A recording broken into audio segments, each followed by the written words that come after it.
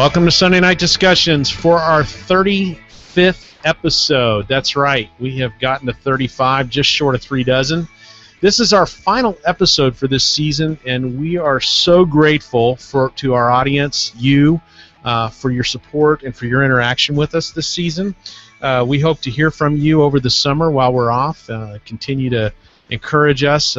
Hopefully we'll be back in the fall. Thanks for being here with us, and we hope to bring you a great program tonight. This evening, we are discussing living out your passion with our returning guest, somebody we've had on before, Steve Spice Spicer from Highlands Ranch, Colorado. Spice is one of the founding members of the ministry Marked Men for Christ. You've heard us talk about that on the show a number of times. And if you've been with us for a while, then you'll remember Spice from last year when he and John Lager both were on and talked to us about the ministry that they helped co-found together. Joining me tonight, all the way from Houston, Texas, is your host, my friend, Steve Hinton, and I'm your co-host, Robert Tippett, here in Austin, Texas. Steve, welcome to the show, my friend. Robert, thank you very much. Thanks for all your help, Robert. We couldn't have done any of these shows without you, because you are the tech guru.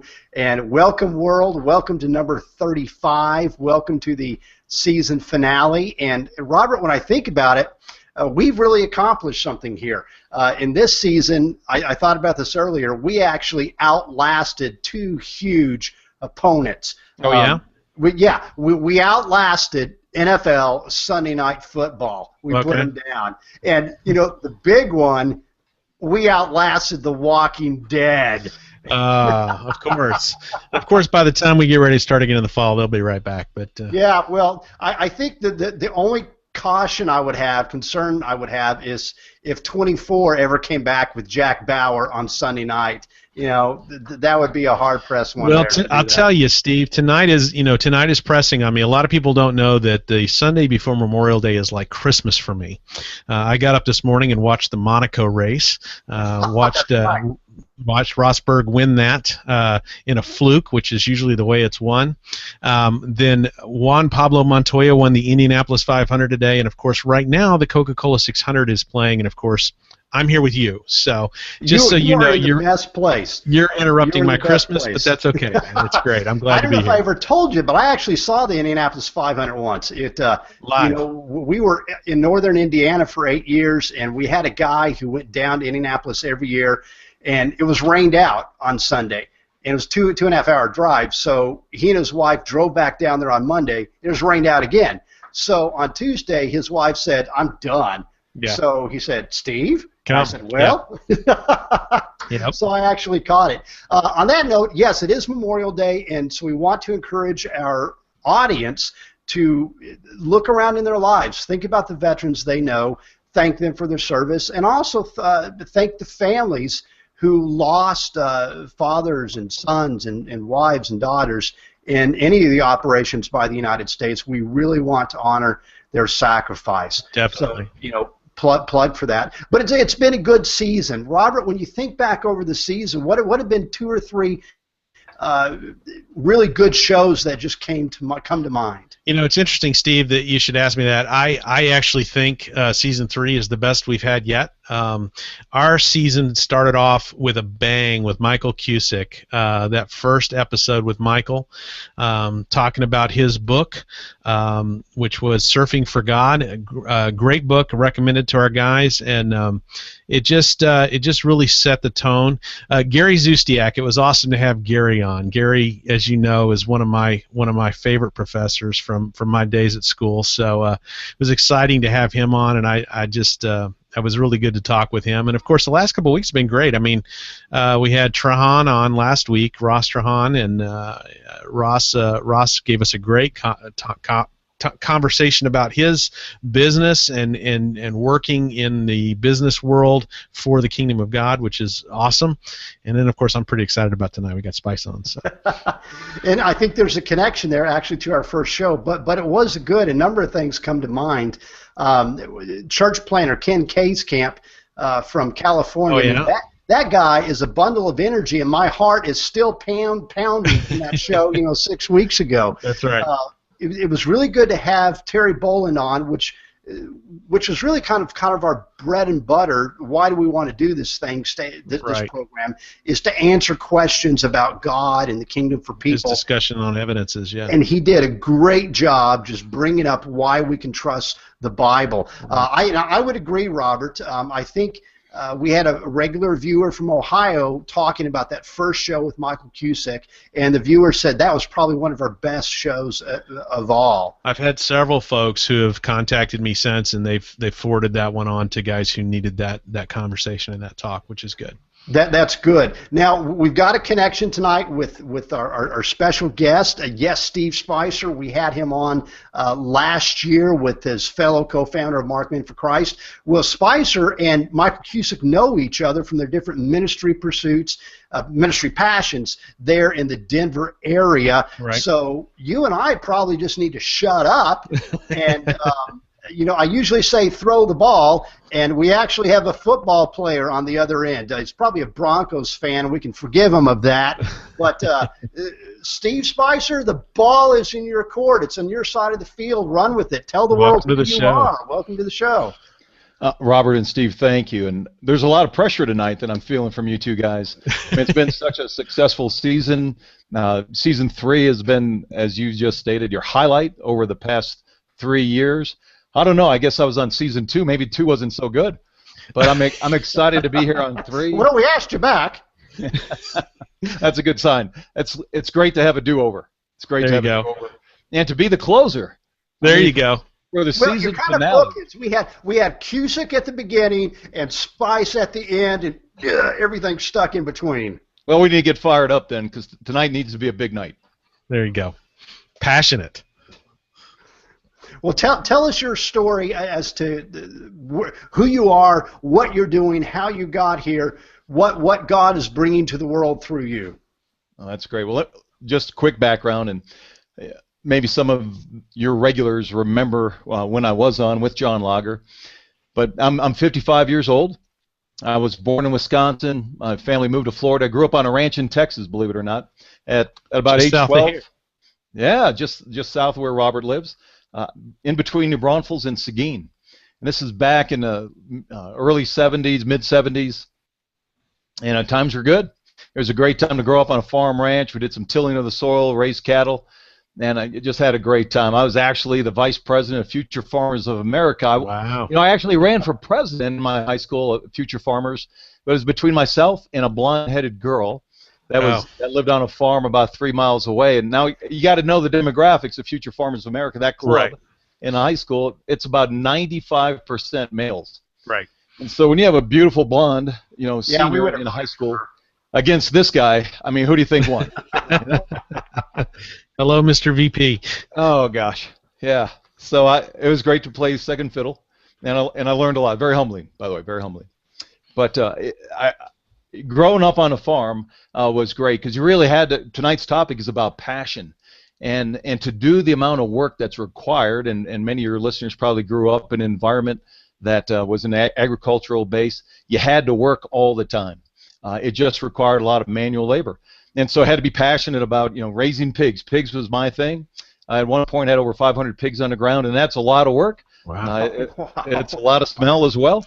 We used to call that the smell of money. The more that the pigs smelled, with all that manure and urine that they'd create, more was better. More was better. And that's in feral hog country too. It really is. It was really good. Now I'll tell you later on. I played football in high school. I learned a lot playing high school football. Later on, I did play D1 football, and we played against those Arkansas Razorbacks.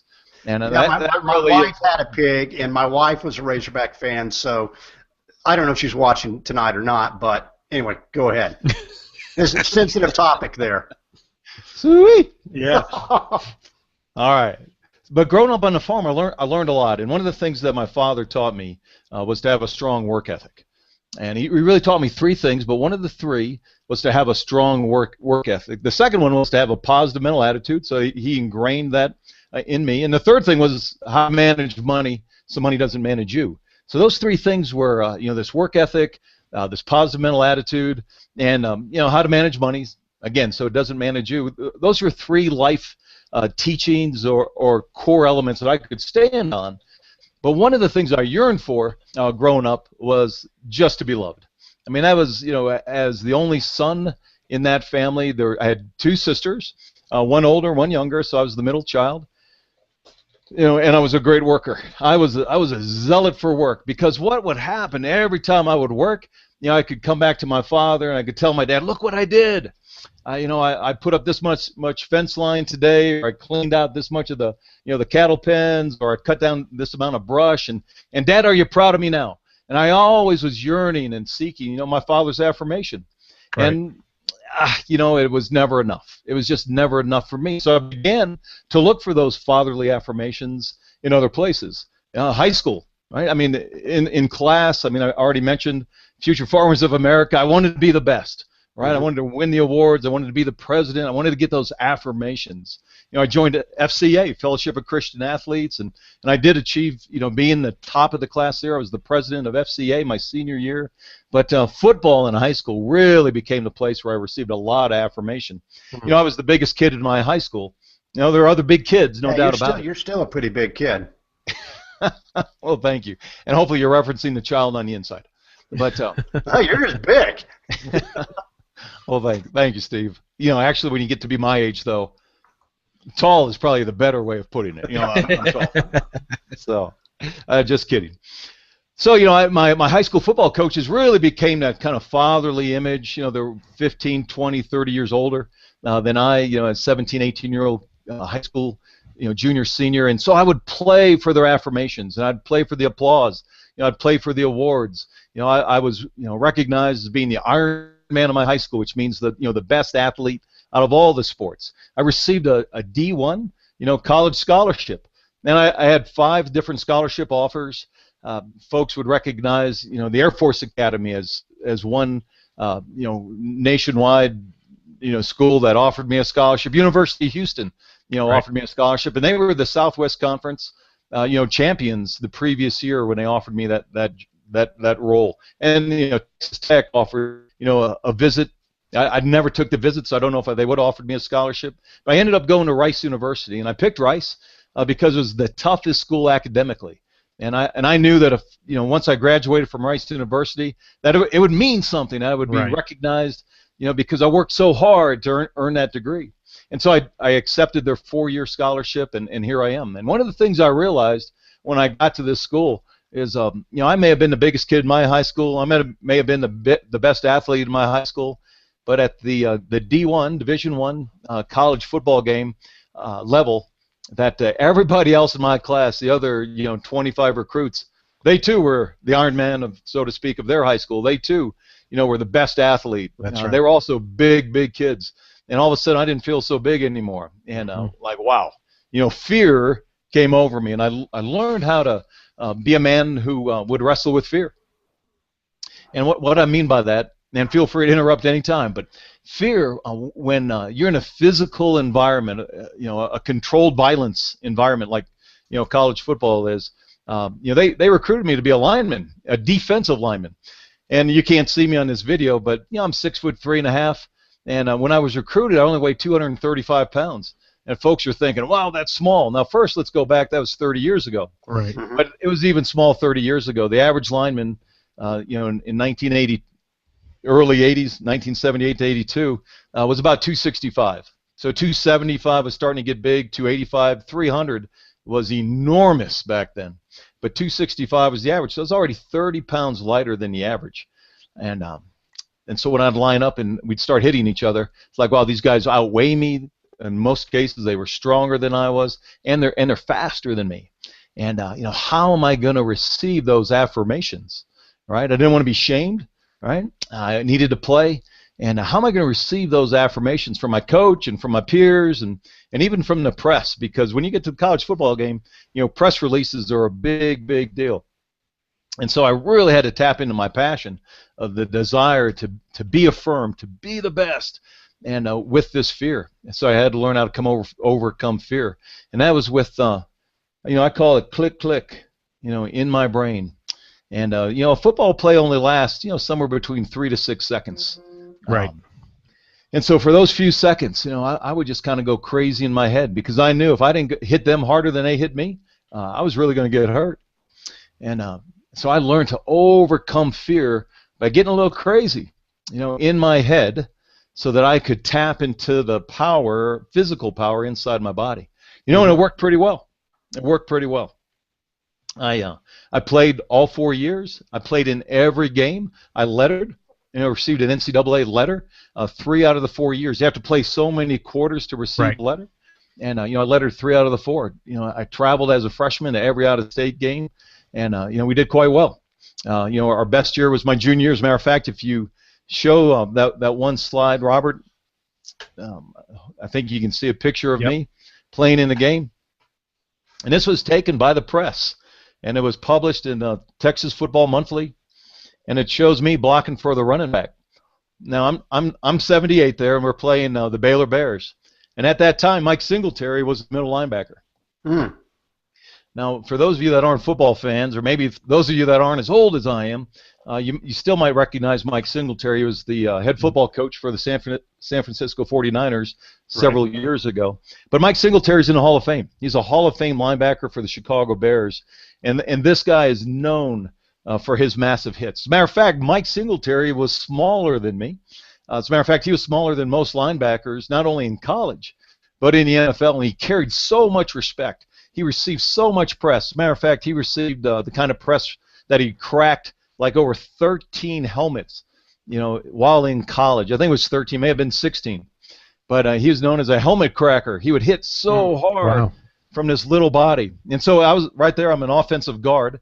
Now I'm starting in that game. And the offensive guards are responsible to hit the middle linebacker, who is Mike Singletary. Now that game, Rice University actually beat Baylor. They were ranked, somewhere in the low 20s, like the 22nd best team in the nation. Obviously, Mike was the best linebacker in the nation, and myself and the other guard, we shared honor for that game for being player of the week. Our team recognized us as being players of the week for that game, for how we took out Mike Singletary. Now, again, that doesn't mean he didn't make a lot of tackles and such, but Mike did not have his best game. Now, looking back in reflection, I think Mike probably had stomach flu, probably had a separated shoulder didn't tell anybody about, and probably an ankle injury that he didn't report to the press, and he still played and pushed through it. I'm kidding, of course. I really don't know, but that's probably the best game that I ever had, and I can tell you, it probably had the highest amount of fear. As you can imagine, he was my Goliath, right? He was my Goliath, and wow. But I didn't want to miss out. I didn't want to be shamed in public, because the phrase is the eye in the sky doesn't lie. And you can't be so scared that you got two choices. When you hear the play called, then you go to the huddle, and the snap counts on 2, and you hear hut hut. After you hear that second hut, you only have two choices. One is to fire off the line and basically do nothing and get hurt, because if you're not going full speed, 100%, you are going to get hurt. Or fire off the line and go full speed and try to hit somebody, as hard as you can. Now, what's interesting about linemen, linemen hit on every play. Right. They don't get a lot of press. They're expected. They are employed or recruited to hit people on every play. But what happens as fans when we watch ESPN or ABC, the football games, Fox, NFL Network, who do we talk about all the time? We're always talking about, defensive backs laying a good hit. Right. Or look at the fullback, actually hit a linebacker. Look at that play, or wide receiver, got hammered coming across the middle. Big deal. I mean, those guys got hit. 1 out of 4 plays, 1 out of 5 plays, they actually hit somebody. Linemen, those are the people you ought to watch. They're hitting somebody on every play. Every single play. Yeah. Otherwise, they don't have a job. They get kicked off the team. I mean, to be a lineman, you want to hit somebody. I mean, that's why you wake up in the morning to hit somebody. That is your passion. That's your zeal. Now, so Steve, what happened? Yeah, go ahead. You took that passion into the rest of your business field, didn't you? I sure did. I tried out for the Cowboys my senior year, and actually when they were done laughing at me, they encouraged me to go get a real job, and so I interviewed with Procter & Gamble, and Procter & Gamble hired me. And at the time, I wasn't really that excited about it, because I wanted to either work in the oil field or continue playing football. But I took their job, and I gave it all I had. And I knew what their sales objectives were, how many calls per day to make, what the sales quota was. And just like football, growing up, I just wanted to take that goal and achieve it. It's actually to exceed the goal, because what I wanted to hear, right? Words of affirmation. That a boy, Spice. Right. Do it again. We love you, Spice. We're so proud of you. Good job. You're the best at what you do, right? And it really just fed that need that I had for affirmation and to receive love, right? And I kept seeking it, right, from other humans. Right. And, overall, it's not a bad thing. I mean, I made quite a living out of it. Almost 33 years with Procter & Gamble. They kept inviting me to come back to work year after year, month after month, quota season after quota season, to come back. And they paid me well, right? They paid me well to do that. But again, that's earthly recognition. Sure. Yeah. Sure. And there's something more than just earthly recognition. Yeah, and how many men, you run across this a lot, but how many men in our culture, in our community today, this is central to their need.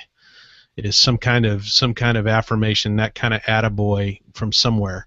I can think back on the length of my career. I was fired from a job because of it, because of the seeking of the affirmation, and it wasn't until years later when I realized what was going on in my head and my heart that I ended up, sending a letter to that boss. I said, dude, I'm sorry. You just signed up to be my boss. You did not sign up to be my father, and I apologize for the way I behaved. It was, it's amazing how many, most of the guys I disciple with, this usually comes up as some key element. This need for approval and acceptance, and as part of what they're trying to work through.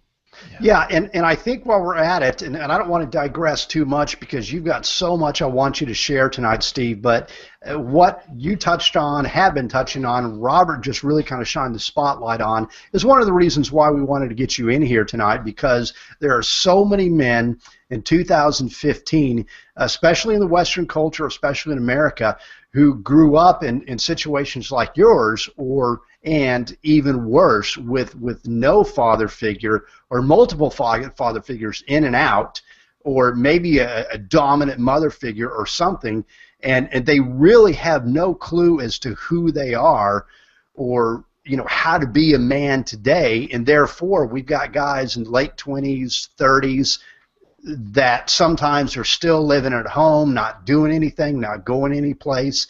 How have you been able to encourage men like this with your job at Procter & Gamble, and then later on in Marked Men for Christ? Yeah, great question, Steve, and you're right on. I mean, so many people were just like me, searching for this affirmation and, quote unquote, the places that were wrong, right? The wrong places. And to find out, well, where I need to look, the finger really needs to be pointed at yourself first, right? I kept pointing the finger outward, seeking it from that person or that sports event, right? That football event, or maybe the next pep rally.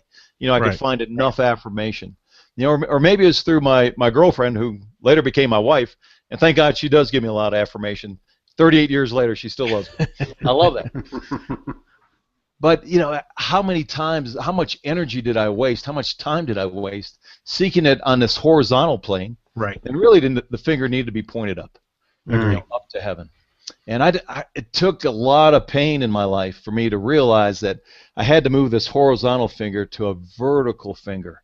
And pain, is a great teacher, unfortunately for me, and I believe pain's a great teacher for all of us. It's through the pain that we experience. And I just don't mean physical pain. I mean emotional pain, heart pain. All right? The cross that we carry. Jesus tells us to, hand that pain over to Him. Let Him carry it. But all too often, nope, I got it. I got this. I can do it. Trust me. Look to me. If not me, then who? I mean, it's all these phrases, especially I think in our American society, where it's that cowboy image, or it's that Lone Ranger, or it's that special forces guy. I'll be the SEAL team. Let me do it. Let me get that recognition, right? Because it's so hard to ask for help, and to take that finger from horizontal to vertical, it's really a sign of submission. That's right. That I do need help, and I need it from heaven.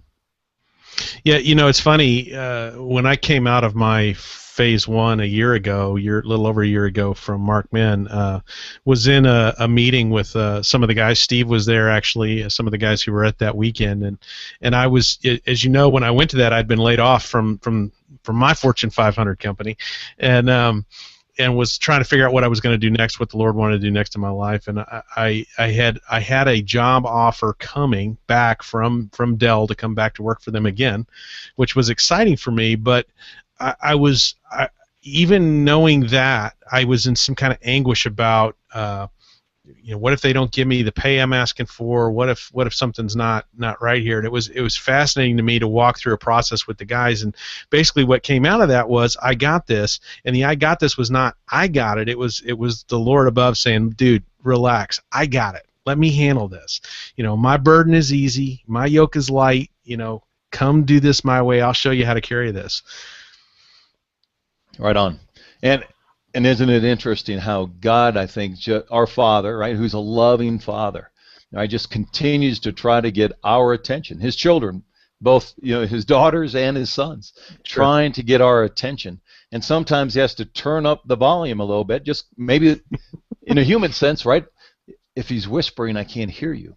But if He's talking really loud, okay, now you've got my attention. And sometimes in my life, unfortunately, He had to turn the pain volume up. Right. So that I would then surrender.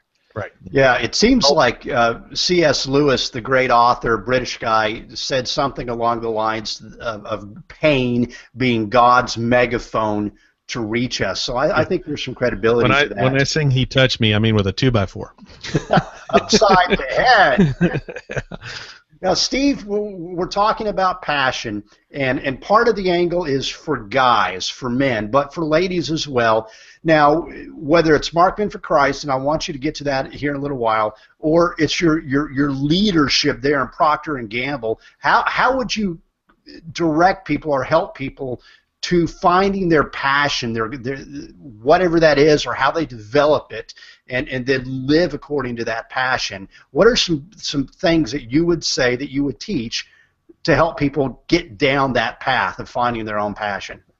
That's very good, Steve. Thanks for asking. First is you got to know yourself. Right? If I don't know who I am, as a person, it's really difficult for me to come alongside someone else to encourage them or to teach them or mentor them. I really need to know who I am. So, one of the things that really helps is, where are you broken?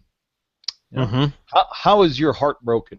And most men don't want to go there. Oh, of course not. It's a sign of weakness, right? I got this. I'm good. How can I help you? No, really, look at myself, and what are the broken areas in your life?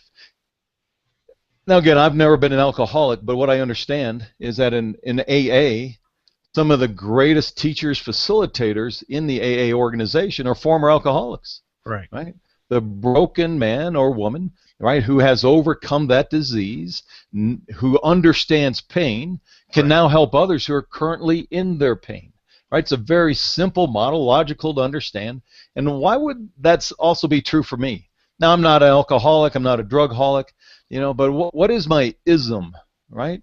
And Sure. one of my broken areas in my life is this need to be loved.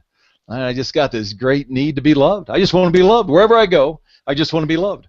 And where am I not loved is the question. So I got to look back in my life, and when was the first time that I didn't really feel loved, right? And so I got to remember when. When was the first time I felt unloved just for being me? And once I recall those areas, what's going on, who was with me, where was I, what was the message that I heard? And importantly, the question is, where was Jesus? At that time, maybe I was 6 years old, 8 years old, but where was Jesus in my life? And I trust that He was there, but maybe I couldn't see Him. Maybe I didn't know Him. Was He reflected in my mom and my dad? Maybe I didn't have a mom and dad. Was He reflected in my foster care parents, or a friend, or a teacher, or a coach? But the key question is, where was Jesus? And what we know from reading Scripture is that Jesus is love. And so for me personally, my passion then became love, because God is love. And so I just had to follow Jesus, because His love, right, is never ending. And I don't have to perform for Jesus' love. Right? He loves me whether I'm having a good day or a bad day. Whether I'm behaving the way I should behave, or whether I'm just having an off day and I'm down in the dumps. His love remains the same. I don't have to earn it. It's just given. And this beautiful grace of God's love just really fired me up. And I met him when I was 21 years old. So here I am at Rice University. I'm a junior. It's in the fall.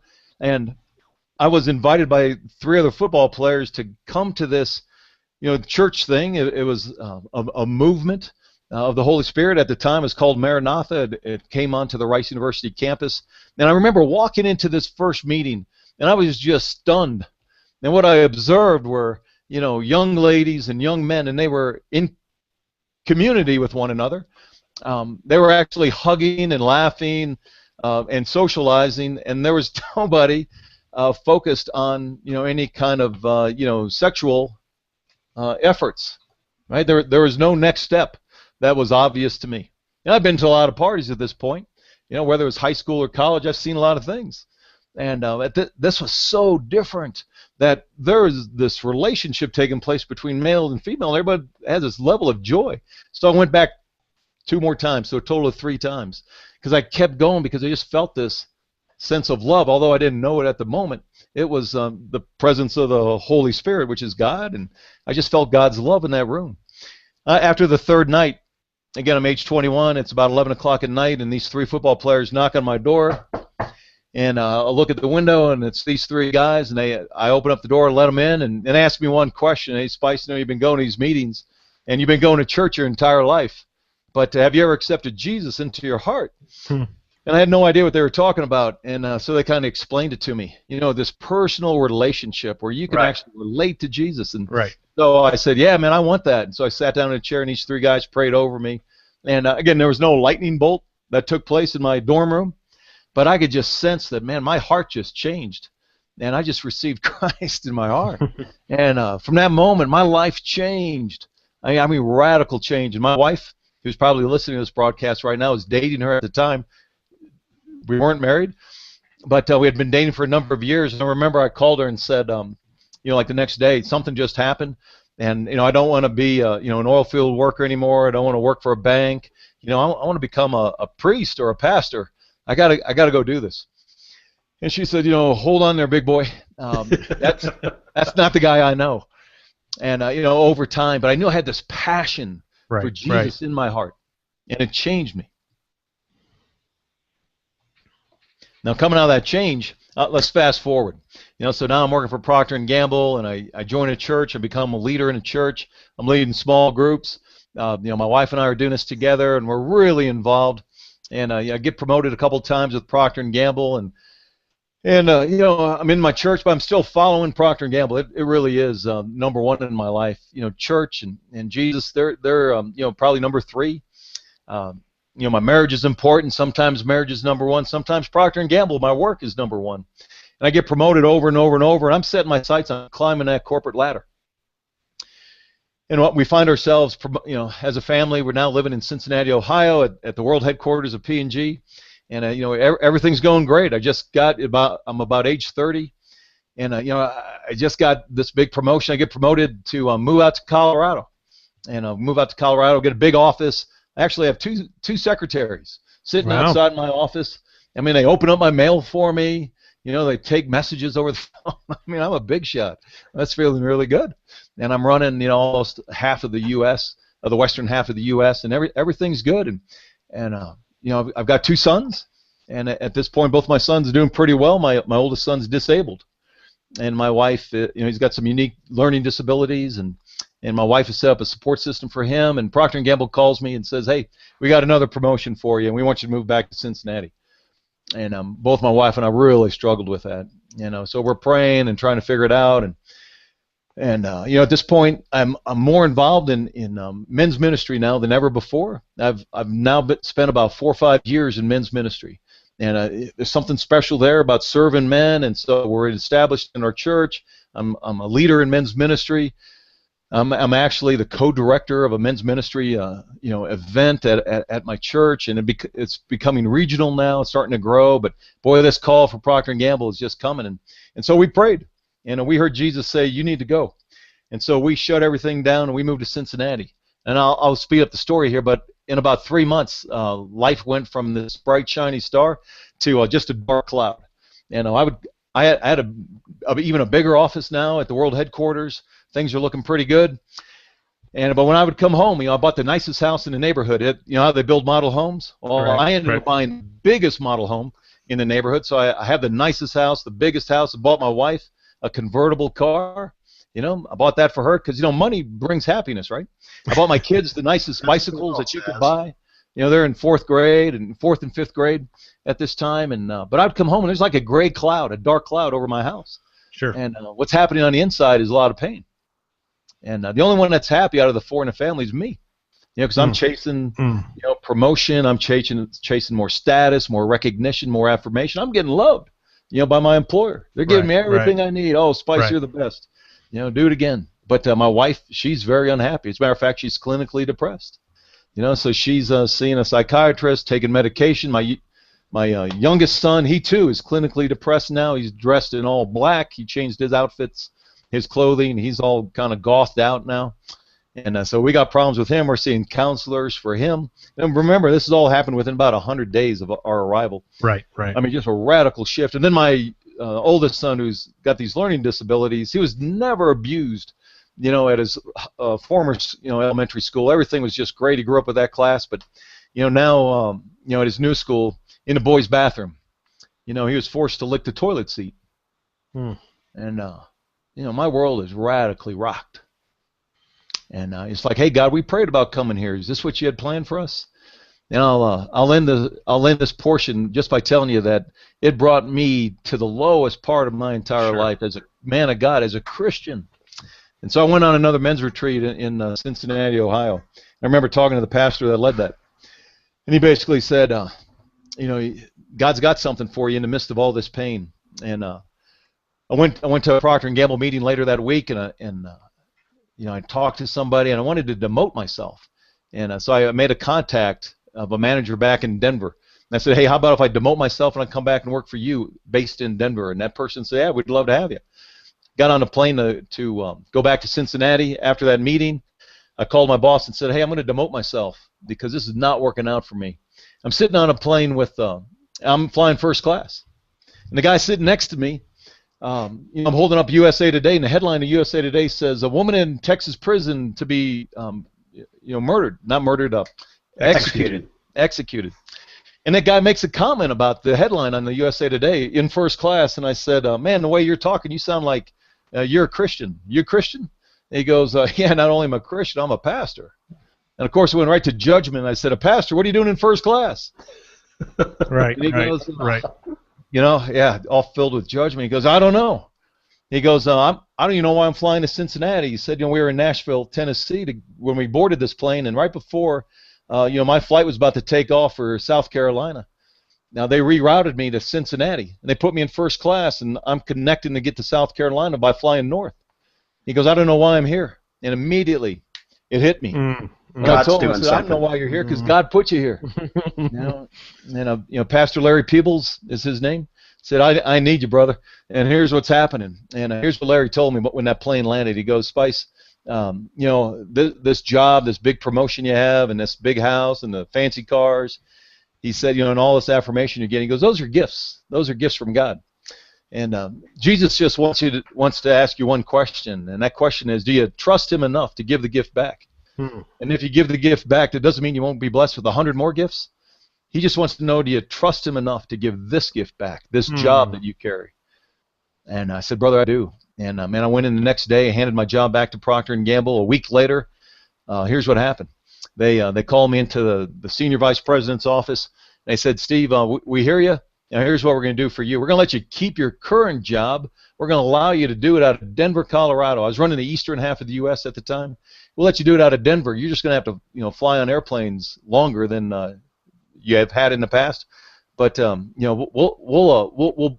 honor your request. Make it work. We'll make it work for you, and you just pay your way back, and everything will be fine. So here we go. I mean, I had to trust God for basically, for 1 week. And God gave me the same job. I handed it back to my employer, and a week later, the employer handed me the same job back. And I can tell you that I've been blessed 100 more times. And guys, you're going to interrupt me any time, but that passion for Jesus just grew and grew and grew. And in 2001, I'm driving across the state of Kansas, with John Lager, and he and I had been doing men's ministry in Colorado now for about a decade, and we were getting a little frustrated that we didn't see radical transformation of God's long-term results. And so it's like, hey, God, what do you want us to do? And we're kind of angry, that we didn't see greater results. And he gave us this format. We had, experienced several different types of men's weekends. And he said, take pieces from all these different places and you make it biblically based, and you have everyone point their finger at me, so to speak. Everything has to do with me, and you go do that. So in 2002, we launched our first Marked Men for Christ ministry event in central Colorado. And guys, we just completed our 190th P1 here just a few weeks ago. Today we have 6,000. Now P1 stands for, what does P1 stand for? Oh, that's great. Thank you, Steve.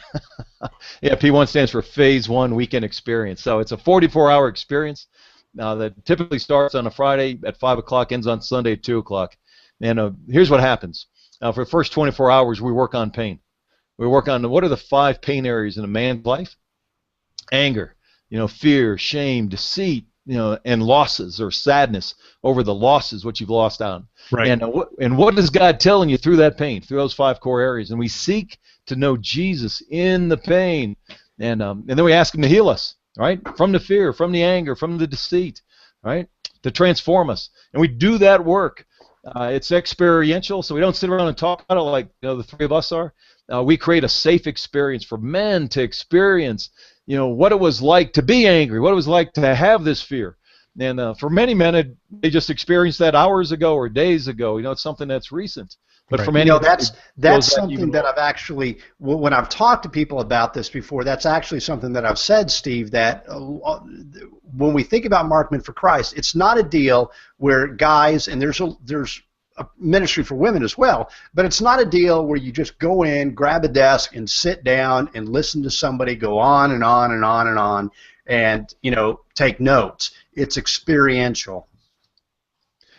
It is. And then the next, Steve, you're right on it, and men learn, right? I mean, guys like me and guys like 6,100 other guys from 25 different countries, from over 2,000 different churches. So for those of you folks that are listening thinking, hey, is it tied to a certain church? No. Is it tied to a certain denomination? Absolutely not. No. It's tied to men or our women's ministry, to women who follow Jesus as their Lord and Savior. Right. So if you can agree that Jesus is the Messiah, then this is a strength camp for you. I mean, we've got one purpose, and that's to build stronger men for Jesus Christ. We do that from the inside out. And again, there's 4 phases. Phase 1, first 24 hours, explain that to you. The next 20 hours, we focus on a gift assessment or a talent assessment. And this kind of ties back to our topic tonight, which is passion. Right. I mean, if you don't, first we focus on what is the pain in your life, right? Where does that come from? How does that drive you? Right? To now, once you recognize what that pain is and what your greatest wound is, because God's going to ask you more than likely to serve others from the healing of your biggest wound in your life. And for me, it's all about love, right? I didn't get the love that I needed, the affirmations I needed from my father growing up or from the workplace, right? And so through pain, right, God's teaching me, or a loving Father's teaching me to look heavenly. And so, again, if you're showing a few slides here, maybe we could say, hey, my passion is about Jesus and His love, for me, and then sharing His love other places. And on this Phase 1 weekend, once you begin to learn that about yourself, then it's about, hey, what are the talents? What are the gifts? What are the talents that God has entrusted you with? And we can look to Scripture at Romans 12, 1 Corinthians 12, and Ephesians 4, how He's called us, how He's anointed us. Now, but there's so many other gifts that God's given our listeners here tonight. I mean, just the ability to hear. I mean, what a beautiful gift. To hear from someone else, to take that in, to have discernment, right? And then maybe to even ask questions. And we encourage folks, tonight, if you got a question, feel free to, put it on our chat board. We'll get to you, here in just a few more minutes. But what are your gifts? What are your talents? And then to recognize that what holds you back from investing those talents, right? And for being all on. I mean, we talked about passion and your zeal. I mean, it's about investing those talents in others. And how are you doing that? I mean, for husbands that are listening, are you investing those into your marriage? I mean, is your wife, are you a zealot, so to speak, for your marriage? To love your wife, I mean, I got to tell you, I mean, I tell my wife that she's the most important person in the world. I've been telling her that for decades. And what's beautiful now, I mean, she's so strong, is that she'll challenge me. Certain days of the week or periods of the year. Really, am I really number one? Because I'm not feeling it right now, there, big guy. And it's a great wake-up call, right? But what are you a zealot for? What you're seeing on the screen, my passion, the mission, right? The life mission that I've been given is to co-create a loving world by modeling the love of Jesus, with great faith, wisdom, and holiness. You see, my passion is right there. A loving world. It comes out of my greatest wound. Right? Go ahead. Now, here's a question, Steve, from one of our viewers who kind of threw in a question that just makes the observation that he's going through a lot of pain right now. Been in a season with a lot of pain and kind of wondering, where's God, what's going on? And maybe if I can take that and maybe unpack it a little bit more, we're watching Steve Spicer right here, that God is blessed in a lot of different ways and working through you to help co-create this ministry that's helping men. It was so we're not seeing a lot of pain right now. Not doubting the pain's there, but we're not seeing a lot of pain. So how do you, or what would you say to a guy, maybe a lady, who's going through just an enormous amount of pain, whether it's physical or mental or emotional, and they're stuck. They can't get out of it, and they're wondering, okay, God, what's going on? What would you say to them? The first thing is you got to get it out, right? I mean, if you think about pain, like if it were a physical wound, I mean, the first thing you need to do is cleanse the wound, right? The end in mind is to have healing, right? So how do I receive this healing on the inside? Well, the first thing to do is to clean the wound out. Well, how do you clean the wound out? Well, first you have to identify, where is it dirty? Where is it infected? Right? Now, if you're by yourself, you can do this. I would encourage you to get out a blank piece of paper, and a writing instrument, right? And just begin to write and describe your pain, right? Just write it out. So if you're by yourself tonight, you can do this, right? Just write it out. This is my pain. And be as prescriptive and as detailed as you can. Right? And what happens is just this exercise, you're being experiential by writing, and then also if you have eyesight, you can see it. So you have sight, you have this physical touch. Good job, right? And you just keep writing it out. Now, if you're a Christian, what we'd encourage you to do is once you're clear on what your pain is, and you can see it here on this piece of paper, then you want to take that piece of paper and basically lift it to heaven. Right? So prayer. Right? So the prayer is, Jesus, right? This is my pain. Right? What are you trying to teach me? Right? What are you trying to teach me through this pain? And I'd get out another piece of paper, again, if you're by yourself. And then as you lift that prayer up to heaven, God's going to answer your prayer. Right? And because that prayer is probably the most real prayer maybe you've prayed in a long time. Right. Yeah? And then hear from heaven. Right? Hear from heaven. What is God trying to teach you? And then just write down what you're hearing. And maybe you don't hear him the first time. That's okay. Maybe it's a delayed response. Maybe it's going to take a few hours. Maybe it takes a few days. Maybe it might take more than a few days, but hear from heaven. And then the third thing I would encourage you to, as quickly as possible, get with a trusted friend who shares your belief system, that Jesus Christ is the Messiah. Right? So find another Christian, right? And then speak what you can in a safe place. Right? Speak what you can about your pain to this person. Then ask them to pray with you. James 5:16 is just a great scripture. I would encourage you to write that down. And what James 5:16 tells us is that if you want to be healed, it's a two-step process. And the first step is to confess to another. Right? Now, if you don't know that's why writing it down on a piece of paper, you get really clear on what the confession looks like. A confession is basically telling your truth. Right? And it's accurate, meaning that God would agree that, hey, that's real for you, that is true. And then sharing that with another. Right? So confess to another about your truth, your pain. Right? And then pray. Ask God for healing. It says that the prayer of a righteous person, right, is powerful and effective. And that you will be healed. That's James 5, chapter 5, verse 16 and 17. Okay? Well, Steve, let's do this. Looking at the amount of time that we've got left, Robert and I have talked about Marked Men for Christ before, and it's a great ministry. Actually, I don't know of a better men's ministry that's out there, and I know that there are some things that are confidential, but can you take a few moments maybe to give us some stories of how God has used this ministry to encourage and bless and put passion back in men, either here in the U.S. or other places around the world? Yeah, the end in mind is to build stronger men for Jesus Christ. So that's the goal, that's the purpose. Stronger men for Jesus from the inside out. And it's through this healing of the pain that we all carry, right? And God does the healing. He gets all the credit. And, some of the fruit of that tree, as a matter of fact, I just heard one again, the other day, that this man came to this 44-hour experience, this phase 1 experience, and his intention was to file his divorce papers on Monday. All right, he and his wife, it wasn't working out after 2 decades plus of their marriage. And he's that guy that's saying, hey, this is my last straw. And I'm just going to go hang out with the fellas this weekend. And he didn't know what he was getting himself into. He thought, we're going to play volleyball on Saturday afternoon, sit around and tell stories. And by the time he was done with his 44 hours, his life was radically transformed. He went home and asked his wife for forgiveness. Right? I mean, that's the first thing he did. He asked his wife for forgiveness. Wow. He didn't point the finger at her, right, but for forgiveness. And today, they're happily married. And the story's probably 2.5 years old. And that's just one of thousands. I mean, here, what you see on the screen, this is man number 5,000 who happened to be, in Africa. And this man's a Maasai. And for those of you that have watched the History Channel or National Geographic, or you've read, about the Maasai, they're the original tribe, in Kenya, Tanzania, Uganda. They're the original people tribe. And there's 40 tribes or so in Kenya. They're number 1.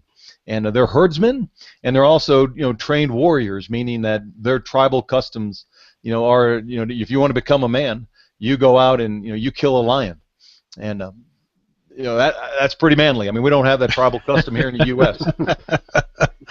And so that's man number 5,000. And I got to tell you, we just came back. That was taken last year in Uganda. We just came from Kenya just about 3 weeks ago.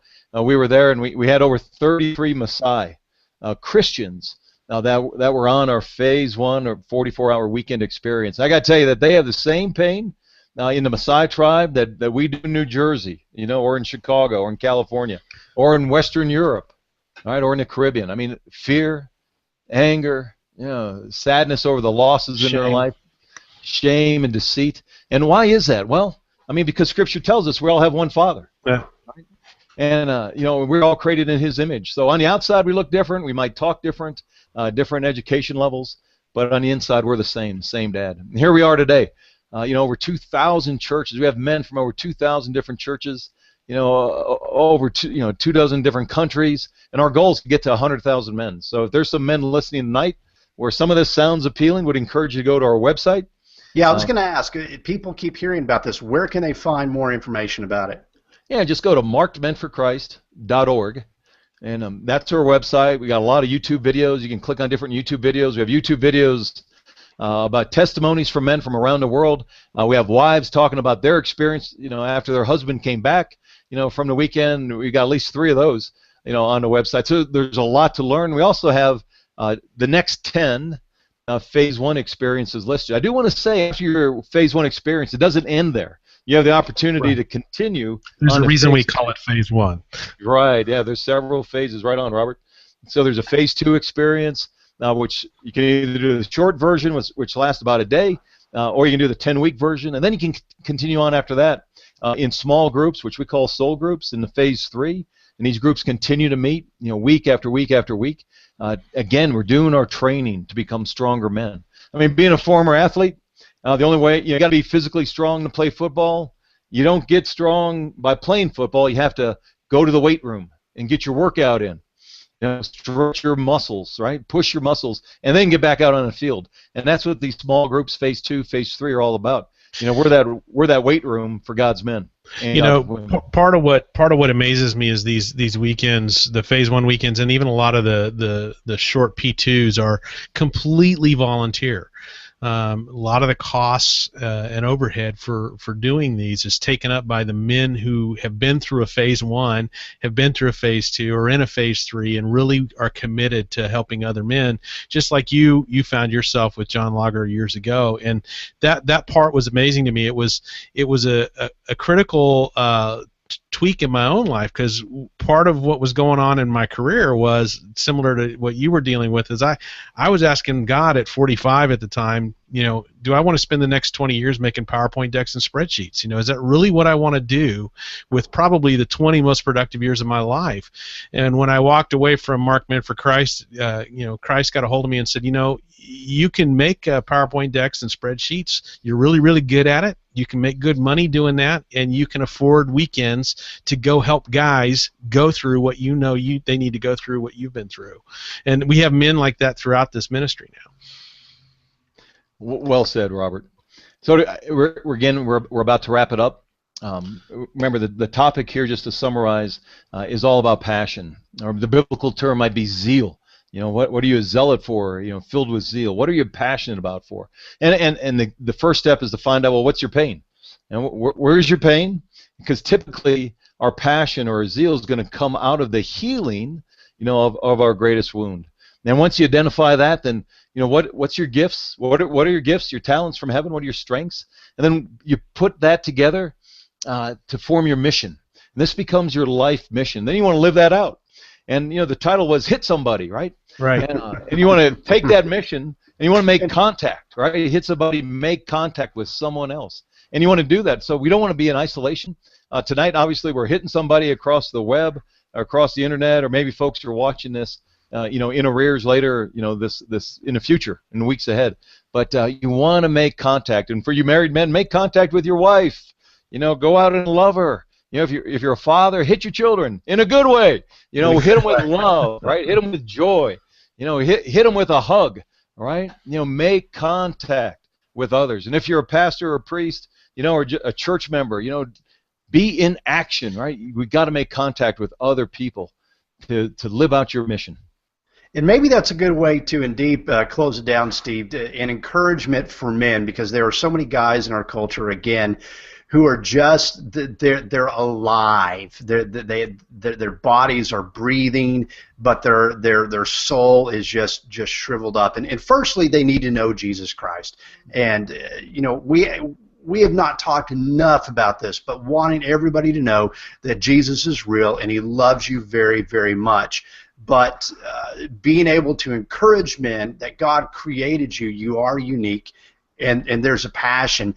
Steve, I know that you want to give away a resource for Marked Men for Christ, but one thing I want to do real quick before we shut this down, I want to offer a book by a gentleman by the name of John Eldredge, simply entitled Wild at Heart. There we are.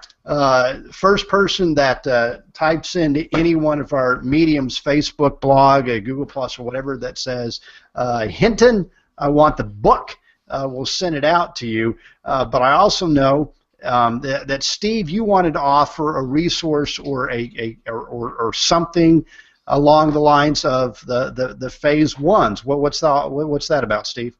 We sure do. If you go to MarkedMenForChrist.org, and you'll see the next 10 phase 1 weekend experiences. If there's one that is appealing to you, click on that and register. And while you're registering, you'll see special needs. Do you have any special needs? And if you'd like $50 off the registration cost, all you have to do is type in Sunday Night Live. Type that in. Sunday night discussion, type that in, and $50 off your registration fee. We'd love to serve you, love to bless you that way. And it's also great feedback that this kind of programming, this kind of type discussion really does have an impact as we reach around the world. So that's good in America, Africa, and Europe. Sunday night discussion, just type that in. Awesome. That's great. And we do have some viewers from Europe as well, so that's exciting. Thanks, Spice. We had one of our viewers type in and say exactly that. Thanks, Spicer. So, Robert, is there anything you want to shut this down with? Steve, I'm looking forward to the summer. I'm looking forward to the break, but it's been an awesome time, and it's been great having Spice on with us tonight. Can't get enough of him. Of course, he gets spread pretty thin, so I take him when I can get doses. But it's been a great time tonight to listen to this and his passion for men. Well, Steve, what about you? Last words to the world. What would you say to encourage people with? I would tell you to know your mission. What is your life purpose? What is your mission? And once you're clear on that, give it 100%. Just be filled with zeal to live out your life purpose. Well, I agree with that, and I just want to encourage everybody, guys, to do exactly what Steve said. If you're watching, I don't know how long this offer is good. If you're watching live or you catch us on the playback, but go to MarkedMenForChrist, MarkedMenForChrist.org. It's under the lower third under Steve, and put that coupon in. Robert and I have both been to the P1, helped staff P1s, and again, I don't know a better ministry. Steve, it's just been a blast getting to know you. I want to throw a thanks out to a guy named Jim Phillips from a few years ago who got me connected, and we just want to thank you for being on with us tonight, Steve. Yep, thank you very much. Thank you, man. Well done. Well, Steve, we're off for the summer. That should take us at least in August. We'll probably be around September, about the time we expect to come back. Look for some stuff that may come up from us over the summer. There's some things we've been trying to make happen, and we might be able to get those to happen before the summer ends. So stay tuned. We keep talking to you, and I want to encourage our audience. Come by, shoot us a note on the Google Plus page, on the Facebook page, or at kingdomology.org, and let us know what you think and what we can do in the future that'll help you out. The show's for you, so we really do enjoy having you and having you as a part of our audience. Ditto on all that. Send your emails if you have any questions or if there's anything we can do. Before we do, shut off, pull the plug. Steve, Mr. Spicer, will you pray for our audience tonight? Well, that'd be great. I would encourage everybody to take a deep breath. And Father, as we inhale the breath of life, we just exhale a thank you. Thank you that you would love us so much that you would send your own Son, Jesus, down to earth to walk with us, to live with us, to give us the life eternal for all those who believe. May we continue to have our lives modeled after your own Son, Jesus, throughout the world. May we make a difference for you, and may it start in our homes, then our neighborhoods, and then the rest of the world. Thank you, Lord, that we can speak this out loud.